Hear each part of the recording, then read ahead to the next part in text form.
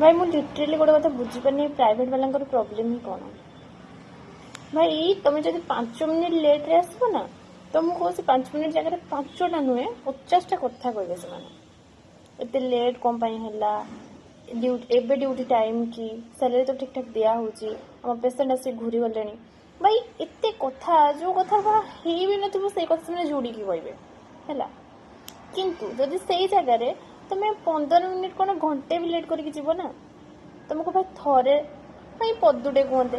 कि आज एत लेट है छुआ एत लेट रे गला कि ओभर ड्यूटी कर टिके तुम प्रशंसा करते से गोटे कहबू यहीटा कहबू कि अन्यर भूल देखिए कि तुम एमती कल कि सेमती कल कि तुम द्वारा जो किसी भी एति टिके प्रॉफिट हुए कि बेनिफिट हुए ना